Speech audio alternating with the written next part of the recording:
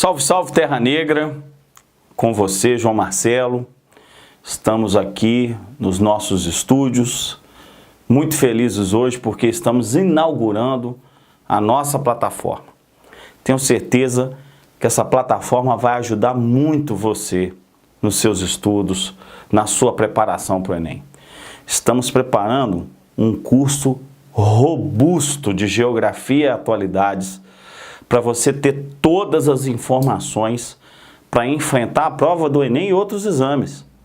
Estamos preparando um material que vai efetivamente falar de todas as frentes da geografia, de todo o programa do Enem, e também vamos tangenciar as atualidades na sua amplitude. Vamos trazer temas de geopolítica, mas também vamos aplicar atualidades para as propostas de redação. Então, aqui começa a nossa caminhada com a plataforma Terra Negra. Eu espero sinceramente que você goste desse vídeo, que você curta esse vídeo e que se inscreva. Está aqui embaixo, coloque o seu e-mail, se inscreva. Você vai receber as atualizações, você vai receber materiais do Terra Negra, informações que tenho certeza vão ser informações úteis. E a gente começa esse vídeo trazendo você para o confronto civil da Síria, a guerra civil da Síria. É claro que a gente não poderia fugir desse tema como o lançamento da nossa plataforma.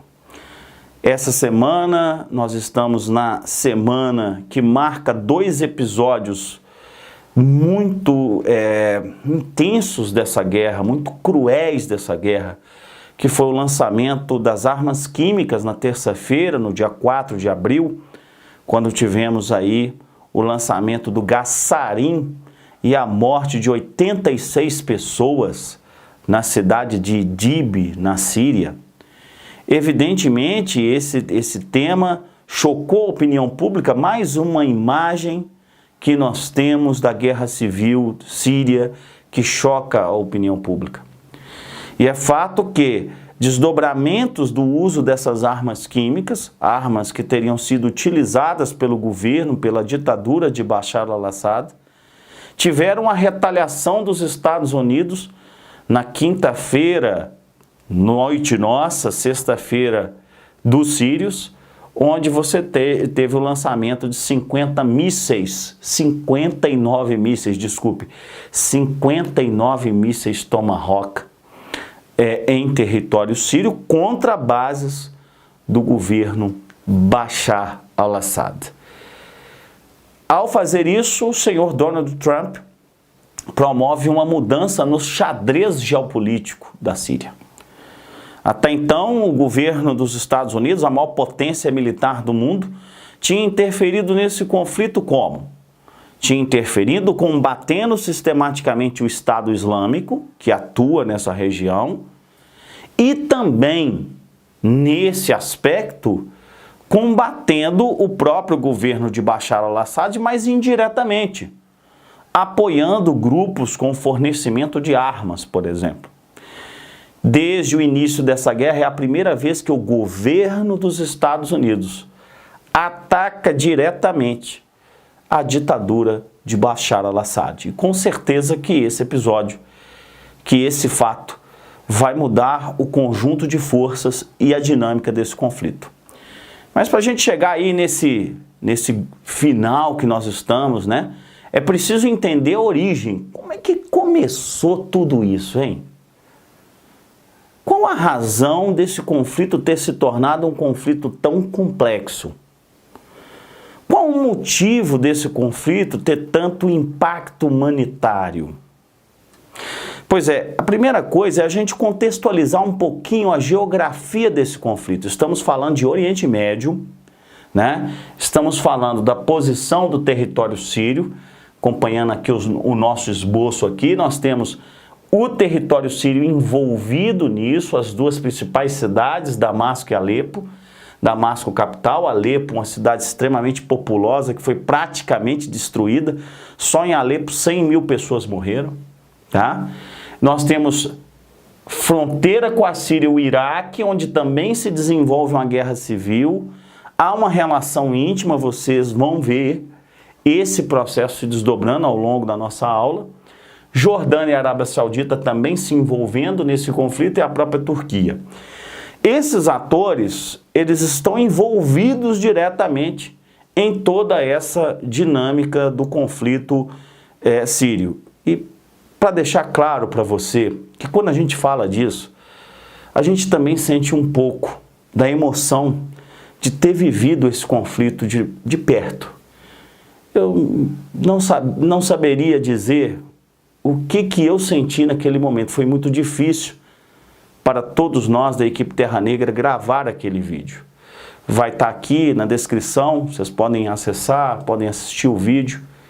Foi um vídeo que realmente o Vitinho está concordando comigo, Joninho aqui que tá no estúdio, com certeza o Percy também vai concordar, que foi um vídeo realmente que trouxe todo o sentimento de uma guerra.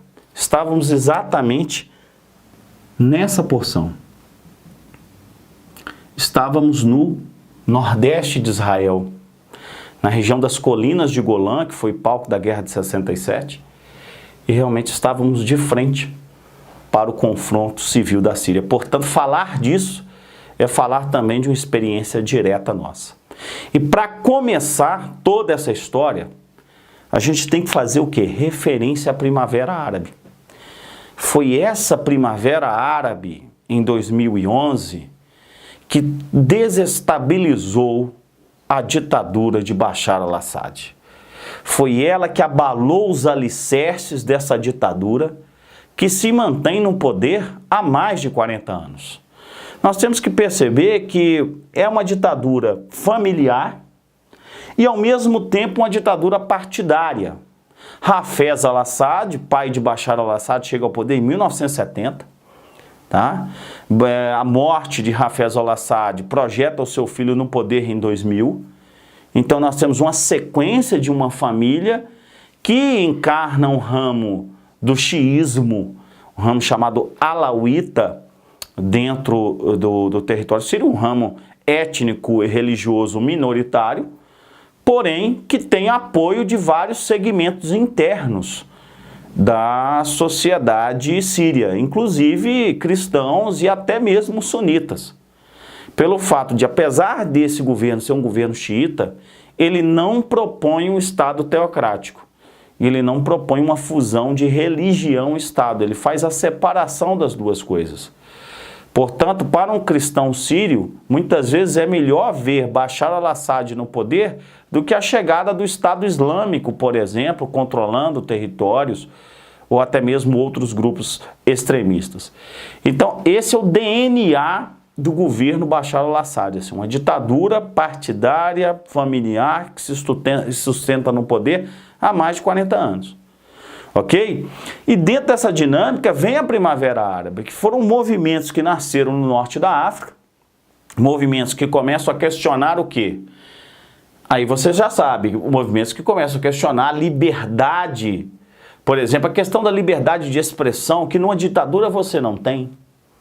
Não é? Questionam o alto nível de corrupção dessas ditaduras, questionam as enormes desigualdades sociais, uma massa de jovens desempregados, mas que automaticamente esses jovens começam a ter acesso a tecnologias de informação, são movimentos coordenados pelas redes sociais, e essa população vai pacificamente às ruas protestar contra várias ditaduras, no Egito, na Líbia, na Tunísia e também na Síria. Obviamente, como é DNA das ditaduras, a repressão entra em cena, não é? A repressão que conhecemos bem na história das ditaduras aqui da América do Sul, no Brasil também conhecemos bem essa realidade. Então Bashar al-Assad usa toda a sua máquina repressora para causar um aumento absurdo de mortes dentro do país. Ele usa o exército sírio para abrir fogo contra manifestações pacíficas, prisões, torturas, enfim, o famoso estado de terror. E com isso, com uma repressão tão violenta, você tem do outro lado a radicalização, olha só, do movimento rebelde. O movimento rebelde ganha corpo e ganha armas. Não é? Temos que pensar nisso. Os Estados Unidos, como eu disse anteriormente, financiou indiretamente esses movimentos para fazer oposição a essa ditadura de Bashar al-Assad, porque, veja bem, Bashar al-Assad é um dos grandes opositores de Israel no Oriente Médio. Os Estados Unidos faz uma aliança incondicional com Israel nessa região. Enfim, a proteção a esses rebeldes interessava aos Estados Unidos, que coloca armamento e armamento pesado nas mãos dos rebeldes. Com isso, nós vamos ter uma certa equivalência de forças. Os rebeldes começam a ganhar campo e território, passam a controlar cada vez mais território, e a guerra civil ganha em amplitude, ganha em mortes, em deslocados, a questão dos refugiados, toda a questão humanitária que conhecemos. Aí a raiz, a deflagração desse conflito civil. Mas a questão muito importante que o meu amigo Juninho vai responder é a seguinte: quais são os atores internos desse conflito? Quais são as forças que efetivamente conduziram a esse conflito que tem uma dimensão hoje, podemos dizer, mundial? Vai aí, Juninho, responde pra gente.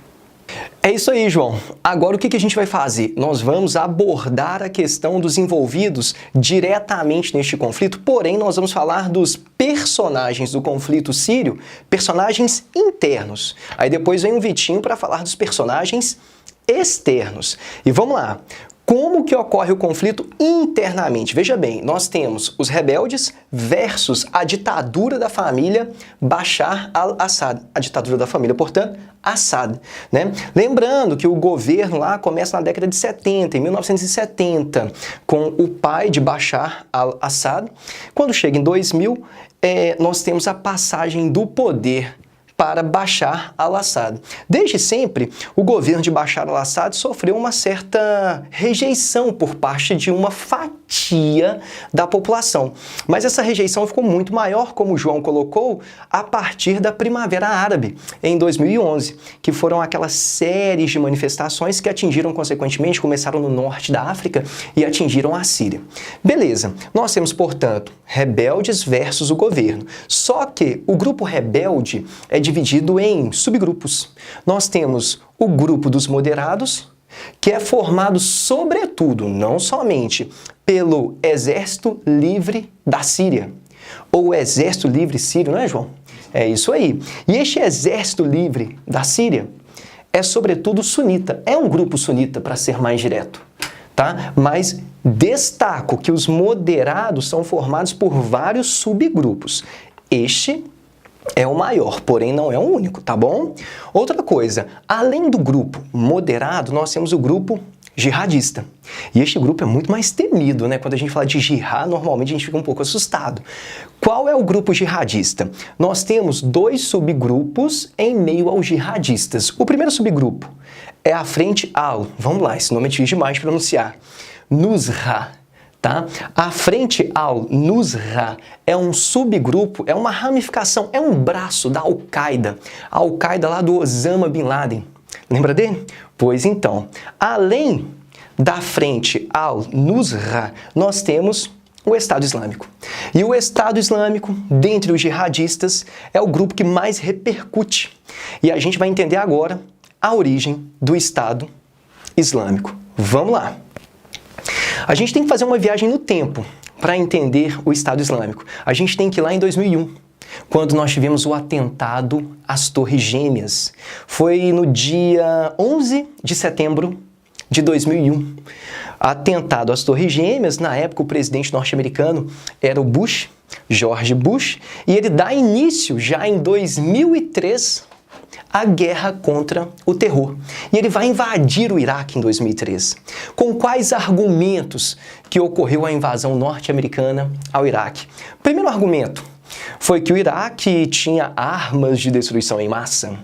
Segundo argumento, que o Iraque provavelmente estava abrigando os supostos envolvidos no atentado às Torres Gêmeas, ou seja, os terroristas que tinham arquitetado o atentado às Torres Gêmeas. Além disso, fala-se que os norte-americanos normalmente lutam pela democracia no mundo. E em 2003 nós temos aqui a ditadura do Saddam Hussein. Saddam, que era sunita e governava um país de maioria xiita. Daí já vai uma dica indo para um lado mais religioso, né? Nós temos o grupo muçulmano, a religião muçulmana, e dentre os muçulmanos nós temos vertentes religiosas muçulmanas. As duas principais vertentes, a xiita e a sunita. E eu costumo ver a mídia colocando os xiitas como os radicais. De fato, são radicais, mas lembre-se, radical não é quem explode. Radical é aquele que está ligado às suas raízes religiosas. Os sunitas podem ser extremistas, os xiitas podem ser extremistas. Não confunda, portanto, extremismo com radicalismo. Tá entendido? Mas vamos voltar aqui. Invasão norte-americana ao Iraque. Em 2003, o governo de Saddam era sunita, governava um país de maioria xiita. Só que não é só isso. O Iraque é uma verdadeira colcha de retalhos. São vários subgrupos dentre os xiitas e dentre os sunitas. Quando os norte-americanos invadem o Iraque no contexto da guerra contra o terror, tinha um grupo que começou a lutar contra a presença norte-americana. Este grupo, sunita, lutava contra a presença norte-americana e também contra os xiitas, que inclusive são considerados infiéis por este grupo. Este grupo que, repito, é sunita. Esta é a origenzinha. Lá, o início do Estado Islâmico. Estado Islâmico lutava contra a ocupação dos Estados Unidos. E este grupo vai ganhar força, sobretudo, após o ano de 2011, porque de 2003 até 2011, as tropas norte-americanas permaneceram no Iraque. Em 2011, este grupo começa a ganhar força e começa também a ganhar penetração na Síria. E aí vem uma informação que é muito bacana. Como que o Estado Islâmico começou a ganhar penetração na Síria? Ora, após 2011, nós estamos no contexto da Primavera Árabe. O governo de Bashar al-Assad já sofria uma forte resistência, uma forte repressão dos rebeldes. Então, o governo estava muito, entre aspas, ocupado com um grupo rebelde moderado, que lutava justamente contra a corrupção, contra a ditadura. Como o governo de Bashar al-Assad estava, entre aspas, ocupado com este grupo rebelde, os moderados, o Estado Islâmico começou a ganhar força, porque o Estado sírio, representado pelo Assad, não conseguiria ao mesmo tempo combater duas frentes distintas. Neste contexto, o Estado Islâmico ganha força em território sírio com a intenção de formar um califado. Para você formar um califado, você precisa de terras. Olha o nome do grupo, Estado Islâmico. O que ele quer? Ele quer formar um Estado. E para formar um Estado você precisa de terras. Terras que já tinham sido ocupadas no norte do Iraque e agora foram ocupadas na Síria. Este mapinha aqui representa uma coisa muito interessante. Olha só, aqui, olha, destacado com a cor preta, a área de atuação do Estado Islâmico.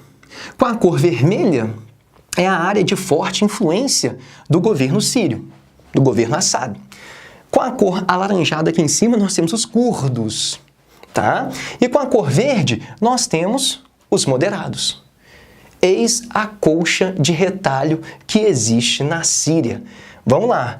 Estado, tropas de Assad, área de influência de Assad, e destaca-se aqui a capital Damasco, e Alepo, que é a cidade mais populosa, a cidade que tem a maior população na Síria, embora seja a segunda cidade mais importante, né, porque a primeira é a capital Damasco. Área verde, com rebeldes moderados, e a área preta, aqui destacada, com o Estado Islâmico. Então, internamente, são estes três grandes personagens. Agora, externamente, como que o mundo está se comportando em relação à Síria? A influência externa a gente vai ver agora é com o Vitinho. Vamos lá, Vitinho. Pô, Juninho, é isso aí. Então, olha só. Você trabalhou muito bem os agentes internos, por exemplo, como a relação entre ISIS, os rebeldes e o Assad. Só que existem fatores externos. Existem potências externas que influenciam diretamente no futuro desse conflito.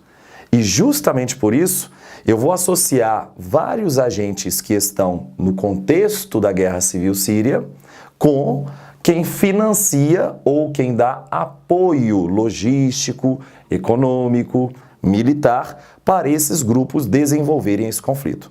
Então, inicialmente, com o Estado Islâmico. Então, o Estado Islâmico é como a gente chama aqui. Existe a sigla em inglês, que é o ISIS. Agora, se você quiser falar árabe, pode ser Daesh. Tá? E eu gosto muito de siglas.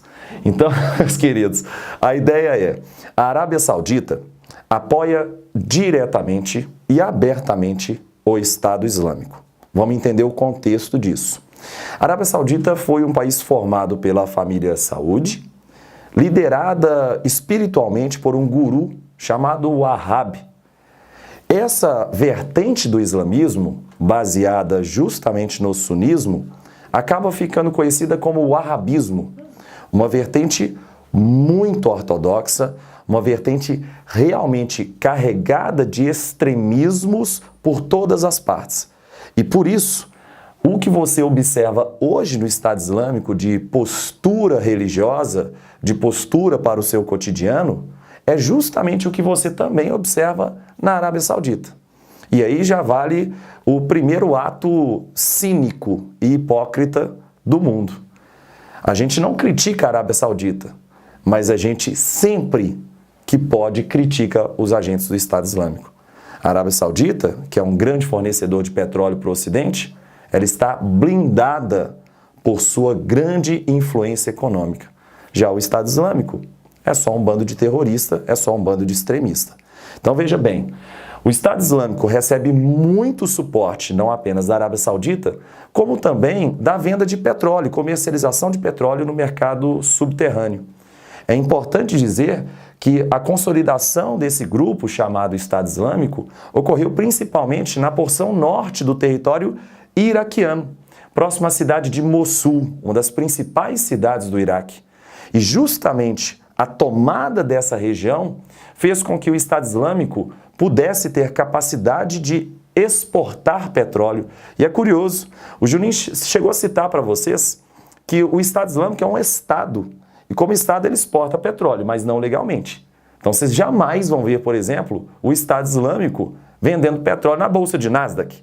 Mas o Estado Islâmico tem bastante compradores internacionais. Beleza? Então esses são os agentes financiadores do ISIS. Entretanto, os rebeldes, e aí vale uma ressalva, eu sei que o Juninho já trabalhou e eu vou frisar o que ele colocou. Veja bem, Estado Islâmico está na composição dos rebeldes. Só que existem rebeldes jihadistas e extremistas e existem rebeldes mais moderados. Tá? No contexto desses rebeldes moderados, ele chegou até a citar sobre o Exército Livre da Síria. Beleza. Quem oferece suporte logístico e econômico para esses rebeldes? O Ocidente. Aí você entraria no bojo de países da Europa Ocidental e também Estados Unidos, que seria a principal potência nesse sentido. Já o Assad, ele tem um suporte muito forte e histórico, a gente vai ver daqui a pouco, da Rússia. Só que como o Assad é de uma postura religiosa alauíta, que é uma vertente do xiismo, ele também recebe apoio de um pessoal, principalmente do Irã e do Hezbollah, tá? O Hezbollah lá no sul do Líbano, e o Irã, que é um país de maioria xiita, um país teocrático, que, portanto, oferecem sim apoio ao Assad.